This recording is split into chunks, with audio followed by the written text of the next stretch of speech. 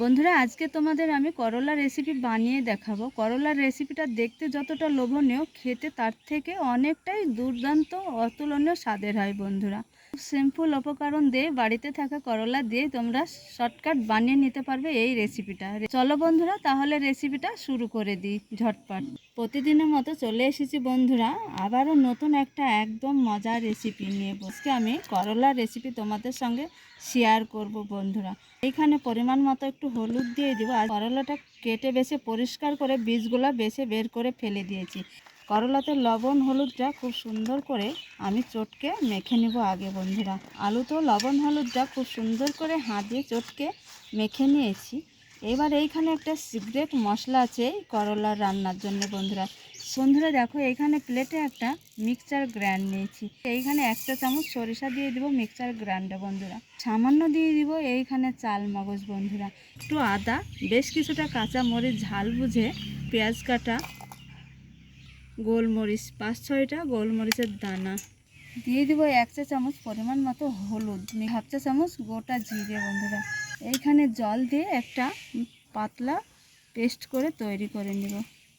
ঢাকনা বন্ধ করে এবার আমি পেস্ট করে নেব বন্ধুরা। কড়াইতে এবার পরিমাণ মতো দিয়ে দেব সাদা তেল। তেলটা সুন্দর করে গরম করে নিয়েছি। কেটে রাখা আলুগুলো দিয়ে দেব।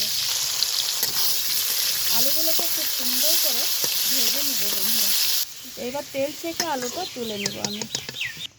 আলু ভাজা ওই তেলেই করলাটাও ভেজে নেব খুব ভালোভাবে।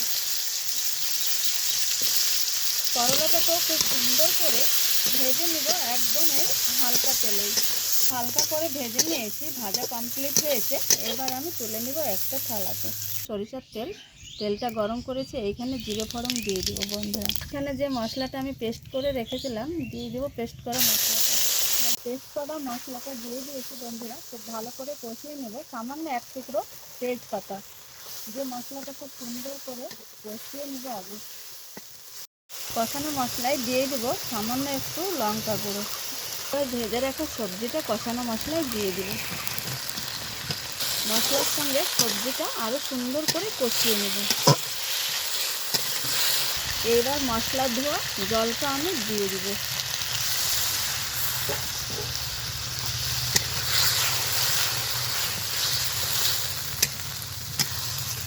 5 থেকে 6 মিনিটের জন্য ঢাকা দিয়ে রান্না করে নেব।